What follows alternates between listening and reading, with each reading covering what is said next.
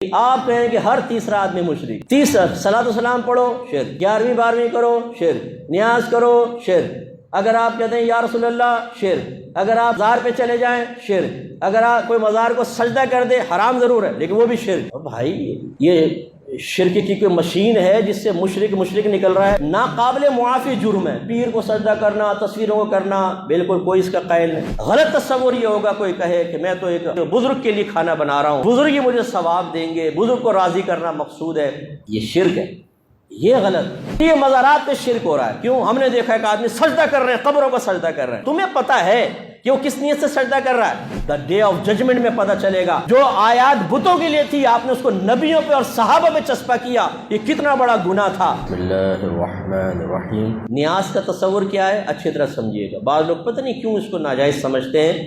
نیاز کا تصور کیا ہے؟ پہلے سمجھ لیں کہ نیاز، نظر، یہ ایک تحفے کا نام ہے۔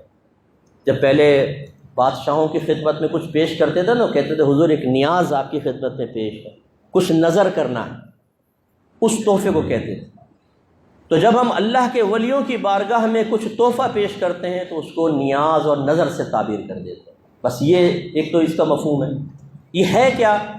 کوئی کھانا وغیرہ جیسے بناتے ہیں وہ صرف اللہ کے لیے بنے گا۔ کھانا کس کے لیے بنے گا؟ اللہ کے لیے۔ ثواب کون دے گا؟ صرف میرا رب دے گا، ولی نہیں دے گا۔ نہ ہم ولی کے لیے کھانا بناتے ہیں نہ ولی ثواب دے گا، ثواب صرف میرا رب دینے والا وہی دے گا، وہی قبول کرتا ہے، وہی رد کرتا ہے، میرا رب کی مرضی۔ ہاں ہمیں یقین ہوتا ہے، حسن ظن ہوتا ہے کہ اللہ تبارک و تعالی ہمیں جو اس کے بدلے میں ثواب دے گا وہ ہم پھر بزرگ کو ایصال کر دیتے ہیں، بھیج دیتے ہیں۔ وہ بھی صحیح حدیثوں سے ثابت نہ ہوتا تو ہم اپنے پاس سے تو نہیں کر سکتے تھے دینی معاملات۔ نبی کریم نے صحابہ کرام کو اجازت دی ہے کہ اپنے والدین کے لیے آپ ثواب جاریہ کریں، ان کو ثواب ایصال کریں، کثیر حدیثیں موجود ہیں۔ تو یہ تصور آیا کہ جی کھانا بنائیں اللہ کے لیے، اللہ ہی ثواب دے گا، حسن ظن ہے کہ ثواب ملا ہوگا، وہ ثواب فلاں بزرگ کو پیش کر دیا۔ اب چونکہ ثواب ایک تحفے کے طور پہ پیش کر رہے ہیں تو اس کو پھر ہم نیاز سے تعبیر کر دیں۔ میں سوال کرتا ہوں اس میں غلط کیا ہے یہ بتائیے۔ اگر صرف یہ آپ کہتے ہیں کہ آپ کہتے ہیں خواجہ صاحب کی نیاز، تو آپ نے اس کھانے پر غیر اللہ کا نام لے دیا، اس لیے غلط ہے۔ تو پھر قربانی کے جانور کے بارے میں میرا کویسچن ہے، آپ اپنا قربانی کا جانور لاتے ہیں، آپ کا نام ہے محمد اکرم، اور کوئی پوچھے کس کا جانور ہے، جی آپ کہیں اللہ کا ہے، کیونکہ غیر اللہ کا نام لیتے تو حرام ہو جائے گا۔ جب آپ شادی کا کھانا کھلاتے ہیں ولیمے کا، کیا کہتے ہیں؟ کس کا ولیمہ ہے؟ بھئی کس کا کھانا ہو رہا ہے؟ آپ کہتے ہیں جی وہ چودھری صاحب کے بیٹے کا ولیمہ ہے۔ تو آپ نے اس کھانے پر غیر اللہ کا نام لے دیا نہیں لے دیا؟ یہ بھی حرام ہونا چاہیے۔ اگر صرف نام غیر اللہ کا لینے سے چیز حرام ہو جاتی تو بھائی پھر تو ہر چیز حرام ہو جائے گی۔ معاذ اللہ ثم معاذ اللہ، ایک عالم نے لکھا، میں نہیں کہہ رہا ہوں، ایک عالم نے لکھا کہ اگر بیوی کے بارے میں پوچھیں کس کی بیوی ہے تو کیا بولیں گے؟ معاذ اللہ کہیں گے اللہ کی بیوی ہے، یہ بولیں گے تو شرک ہو جائے گا، کافر ہو جائیں گے۔ اور کہیں گے یہ سعید صاحب کی بیوی ہے تو غیر اللہ کا نام لے لیا، حرام ہو گئی۔ تو یہ ایک جہالت والی بات ہے جی، چونکہ آپ نے اس کو منسوب کر دیا غیر اللہ کی طرف، حرام ہو گئی۔ ارے بھائی یار، اگر غیر اللہ کی طرف منسوب کرنے سے چیزیں حرام ہو جاتی تو پھر تو اس کا مطلب ہے کہ سب معاملہ خراب ہو جاتا، ہر چیز حرام ہو جاتی۔ یہ نہیں ہے تصور۔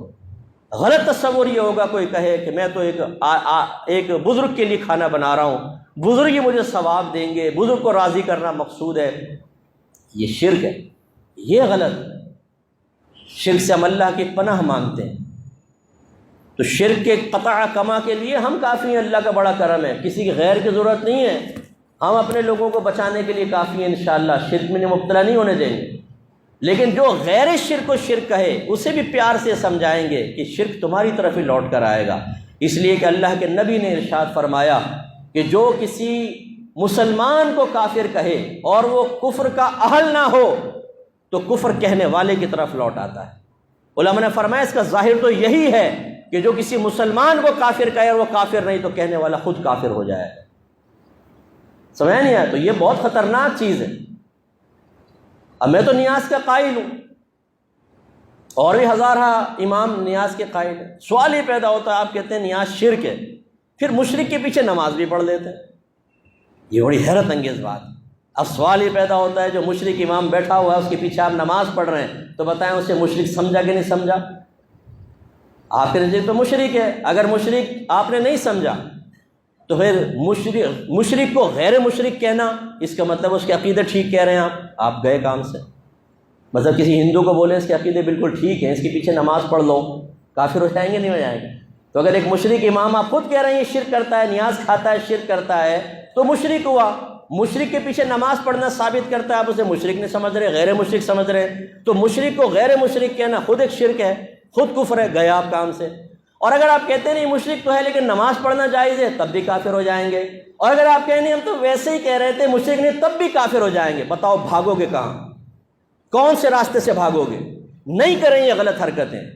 جو مشرک نہیں ہے اسے خواہ مشرک مت کہیں، ورنہ اپنی زندگی آپ کی عذاب میں آئے گی۔ اب ضمناً بات آ گئی تو سمجھاتا ہوں جی، یہ مزارات پہ شرک ہو رہا ہے۔ کیوں؟ ہم نے دیکھا کہ آدمی سجدہ کر رہے ہیں، قبروں کو سجدہ کر رہے ہیں۔ او بھائی، قبروں کو اگر کوئی سجدہ کر بھی رہا ہو اس سے مشرک کیسے ہو جائے گا یہ بتاؤ؟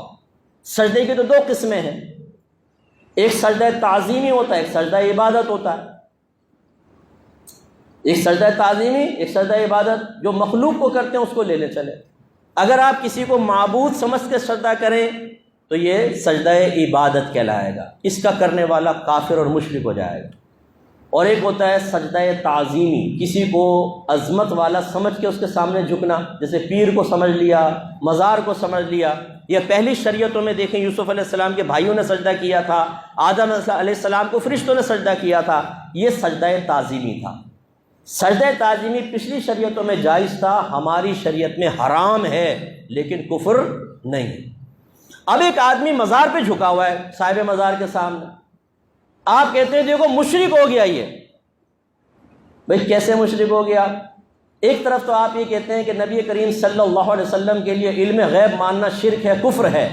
نبی کو کیا پتا کہ دیوار کے پیچھے کیا ہوتا ہے، نبی کو کیا پتا دل کے، اور تمہیں پتا ہے کہ وہ کس نیت سے سجدہ کر رہا ہے؟ اس نے شرک کی نیت سے سجدہ کیا ہے، یعنی معبود سمجھ کے کیا ہے، یا اس نے قابل تعظیم سمجھ کے کیا ہے؟ آپ کو کیسے پتہ چلا؟ کیونکہ دونوں کے احکام علیحدہ ہیں۔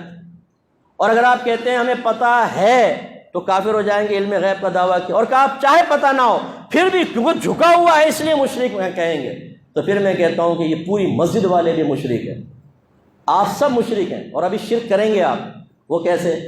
میں دیوار کو سجدہ کروں گا، میں گیا، پہلی صف مجھے سجدہ کرے گی کیونکہ میرے پیچھے جھکے ہوئے ہیں آپ بھی گئے، دوسری صف بھی گئی، تیسری صف، ہر ایک دوسرے کے سامنے جھکا ہوا ہے۔ کیا کہیں گے آپ جواب میں؟ ارے مفتی صاحب سامنے جھکے ہوئے لیکن نیت تو اللہ کو سجدہ کرنے کی ہے نا۔ یہی تو جواب دے رہے ہیں کہ اصل نیت کا اعتبار ہے، جھکنے کا اعتبار نہیں ہے۔ آپ بھی تو جھکے ہوئے ہیں غیر اللہ کے سامنے، کیسے کافر و مشرک ہو جائیں گے جب تک کہ آپ کی نیت درست ہے؟ اس کا مطلب ہے اگر کوئی صاحب قبر کو سجدہ کرے گا تو سب سے پہلے نیت پوچھیں گے، بتا تو اس کو معبود سمجھ کے سجدہ کر رہا ہے یا قابل تعظیم؟ اگر معبود سمجھ کے کرے تو کافر و مشرک، اور اگر کہتا ہے کہ میں تو قابل تعظیم سمجھ کے سجدہ کر رہا ہوں تو ہم کہیں گے یہ شرک تو نہیں ہے، کفر تو نہیں ہے، لیکن تم گناہگار ہو، یہ حرام کام کیا ہے تم نے۔ اب اس کا مطلب یہ اگر اس نے سجدہ تعظیمی کیا ہے تو کفر نہیں، اور آپ کہہ رہے ہیں یہ کافر و مشرک ہے۔ پھر حدیث سن لیجئے، نبی کریم نے فرمایا جو کسی غیر کافر کو کافر کہے، جو کفر کا اہل نہ ہو، تو کہنے والے کی طرف کفر لوٹ آتا ہے۔ اب آپ بتائیں، میرے خیال میں جاہل سے جاہل آدمی کو بھی پکڑیں گے نا مزار پر، جو بالکل گاؤں سے اٹھ کر آیا ہے، اور آپ اس سے کہیں گے بتا تو نے ابھی سجدہ کیا تھا صاحب مزار کو، کیا اس کو خدا سمجھتا ہے؟ وہ کہے گا لا حول ولا قوت، بھائی اللہ کے ولی تھے، میں تو تعظیم کر رہا تھا، یہی کہے گا وہ۔ کوئی کسی مسلمان سے آپ یہ تصور کر سکتے ہیں کہ خدا سمجھ کے سجدہ کر دے کسی کو؟ لیکن آپ نے قسم کھائی ہوئی ہے کہ غیر مشرک کو مشرک ضرور قرار دینا۔ تو اب بتائیں قصوروار کون ہے؟ جو سجدہ کر رہا ہے میں کہتا ہوں وہ بھی قصوروار ہے، لیکن اس سے بڑھ کر قصوروار وہ ہے جو اس کو مشرک کہہ رہا ہے۔ ہلکا ہاتھ رکھیے، پیار سے سمجھائیے، یہ کوئی ناقابل معافی جرم ہے۔ پیر کو سجدہ کرنا، تصویروں کو کرنا، بالکل کوئی اس کا قائل نہیں، یہ غلط ہے، اس کو روکنا چاہیے۔ لیکن روکنے کا یہ جو آپ نے انداز اٹھایا ہوا ہے کہ ڈنڈا اٹھایا، بول صحیح بول ورنہ مشرک کہوں گا تو جو ماروں گا تیرے سر پہ ڈنڈا، اس طرح آپ کے نبی نے بھی کبھی نہیں کیا۔ جو حقیقی مشرک تھے، شرک کر رہے تھے نا، ان کے ساتھ بھی نہیں کیا آپ کے نبی نے۔ پیار سے سمجھایا ہے، محبت سے سمجھایا ہے، ان کی برین واشنگ کی ہے، سلولی آہستہ آہستہ وہ پکے مسلمان ہوئے۔ آپ ڈنڈا اٹھا کے غیر مشرک کو مشرک کہہ کے سمجھتے ہیں کہ ہم دنیا سے شرک کو ختم کر دیں گے۔ میں آپ کو صحیح حدیث سنا دیتا ہوں، آپ کے نبی نے ارشاد فرمایا مجھے اپنی امت پر شرک کا خوف نہیں ہے، مجھے اپنی امت پر اب شرک کا خوف نہیں ہے، لیکن مجھے اس بات کا خوف ہے کہ دنیا ان کی طرف تیزی سے آئے گی اور یہ دنیا میں مشغول ہو جائے۔ ایک روایت میں سرکار نے فرمایا شیطان میری امت کو شرک میں مبتلا کرنے سے مایوس ہو چکا ہے۔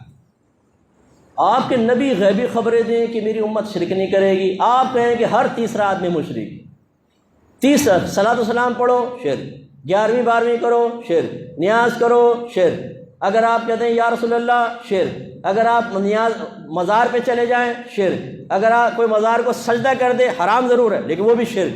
اور بھائی یہ شرک کی کوئی مشین ہے جس سے مشرک نکل رہا ہے،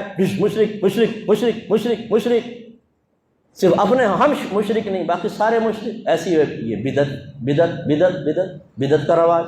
ارے بھائی خدا کا خوف کرو، ٹائم نہیں ہے ورنہ اس کی بھی وضاحت کر دیں گے کہ جو دوسروں کو بدعتی کہہ رہا ہوتا ہے یہ بدعت کر رہے ہیں، بدعت سب سے بڑا بدعت یہ ہے، سب سے بڑی بدعت یہ ہے کہ ایک مسلمان کو جو بدعت نہ کر رہا اس کو بدعتی کہنا سب سے بڑی بدعت ہے۔ اور ایک اور بڑی بدعت بتاؤں، مسلمان کو مشرک کہنا سب سے بڑی بدعت ہے۔ کبھی نبی کریم نے مسلمان کو مشرک کہا، صحابہ کرام نے کہا، اس کا حکم دیا، قرون ثلاثہ میں جاری تھا؟ نہیں، اب جاری ہے، ہر مسلمان کو مشرک کہو، سب سے بڑی بدعت یہ ہے۔ تو اس لیے خدا را ہلکا ہاتھ رکھیے، چیز کو سمجھیے، اگر سمجھ میں نہیں آتا ہم سے ملیے، قرآن و حدیث کے دلائل آپ کے سامنے پیش کریں گے۔ جو آیات آپ پیش کرتے ہیں میں ایک دفعہ آپ کو گزارش کرتا ہوں ذرا معتبر تفسیر پڑھ لیں۔ جو بتوں کے بارے میں آیتیں نازل ہوئیں آپ وہ ولیوں کے بارے میں بیان کرتے ہیں، جو مشرکین کے بارے میں نازل ہوئیں وہ آج کے مسلمانوں کو کہتے ہیں ان کے بارے میں آیت نازل ہوئی، وہ تو کفار کے لیے آیات آئی ہیں، وہ تو بتوں کے لیے آئی ہیں، اور آپ انہیں کہتے ہیں اس سے مراد نبی ہیں، ان سے مراد ولی ہیں، ان سے مراد صحابہ ہیں، اور یہ مشرکین جو یہاں بیان ہوئے ان سے مراد وہ ہیں جو آج کل یہ کر رہے ہیں۔ ارے خدا کا خوف کرو یار، یہ قرآن میں تحریف ہے بہت بڑی۔ وہ تو قرآن 1400 سال پہلے نازل ہوا، یہ تمام کام کرنے والے موجود تھے جو آج آپ کے دور میں جاری و ساری ہیں۔ 11ویں ہوتی تھی اس زمانے میں، 12ویں اس طرح منائی جاتی تھی اس زمانے میں، مزارات تھے کہ اس پہ حاضری دیتے لوگ، چادریں چڑھاتے نہیں تھے نا، تو وہ آیات ان کے بارے میں کیسے ہو سکتی ہیں؟ وہ تو اس زمانے کے کافروں کے بارے میں تھیں، وہ بتوں کے بارے میں تھیں۔ اور ان کو دیکھو اس میں یہ اپنے اوپر سے مکھی بھی نہیں اڑا سکتے، اب تم مزار پہ کیا لینے جاتے ہو؟ اللہ نے تو فرمایا مکھی بھی نہیں اڑا سکتے، تو کیا یہ صاحب مزار کے بارے میں کہ مکھی نہیں اڑا سکتے؟ یہ تو بتوں کے بارے میں تھا، یہ تو بتوں کے بارے میں لکھا تھا، یہ بت تو اپنے اوپر سے ایک مکھی بھی نہیں اڑا سکتے، تم کفار ان سے کیوں استمداد کرتے ہو، کیوں مدد طلب کرتے ہو؟ اب دیکھیں کہاں بت کے بارے میں اور کافر کے بارے میں، وہ آج یہ مزار والے دیکھو یہ مکھی بھی نہیں اڑا سکتے، داتا صاحب تو اپنے مزار سے مکھی نہیں اڑا سکتے، یہ بیان ہوا، اور تم جا کے انہیں سے مانگ رہے ہو، ان پہ چسپاں کر دیا۔ یہ بڑی تحریف ہے کہ نہیں؟ یہ بہت بڑی خیانت ہے کہ جو چیز کافر اور بتوں کے لیے نازل ہوئی اس سے مراد نبی، ولی، صحابہ اور عام مسلمانوں کو لیا جائے، لیکن مسلمانوں کا ایمان خطرے میں، ان کے ایمان پہ کوئی فرق نہیں پڑتا، یہ ایمان پروف ہے، یہ کچھ بھی کرتے رہیں، مسلمان کو کافر کہتے رہیں، غیر شرک کو شرک کہتے رہیں، غیر بدعت کو بدعت کہتے رہیں، ان کے ایمان پہ کوئی فرق نہیں پڑے گا، یہ کامل سالڈ مسلمان ہے، سالڈ، انہی کے لیے تو جنت ہے، انہی کے لیے تو عذابات قبر سے نجات ہے، انہی کے لیے تو حوریں بڑی بڑی آنکھیں پھاڑ پھاڑ کے دیکھ رہی ہے کہاں گیا میرا بیٹا۔ یہ تو میدان محشر میں پتہ چلے گا کہ نبی سے محبت کرنے والے کا مقام و مرتبہ کیا ہوتا ہے، اور اللہ کے نبی کے عشاق کو اور صحیح العقیدہ لوگوں کو کافر اور مشرک اور بدعتی کہنے والوں کا انجام کیا ہوتا ہے، یہ میدان محشر بتائے گا۔ دا ڈے آف ججمنٹ میں پتہ چلے گا کہ جس غیر شرک و شرک کہنا کتنا بڑا آپ نے عظیم گناہ کیا تھا، جو آیات بتوں کے لیے تھی آپ نے اس کو نبیوں پہ اور صحابہ پہ چسپا کیا، یہ کتنا بڑا گناہ تھا۔ حضرت عبداللہ بن عمر، بخاری کی روایت ہے، یہ میں نے اپنی کتاب قرب الہی میں چیپٹر ڈالا ہے، ضرور پڑھیے گا، بہت فائدہ دے گا آپ کو۔ آپ فرماتے ہیں کہ اشر الناس وہ ہیں، سب سے زیادہ شریر لوگوں میں سے وہ ہیں جنہوں نے بتوں کی آیات کو مسلمانوں پہ چسپاں کیا۔ یہ بہت بڑی تحریف ہے، اس لیے میں آپ سب سے گزارش کرتا ہوں کہ اپنے آپ کو بڑا موحد اور توحیدی مت سمجھیں۔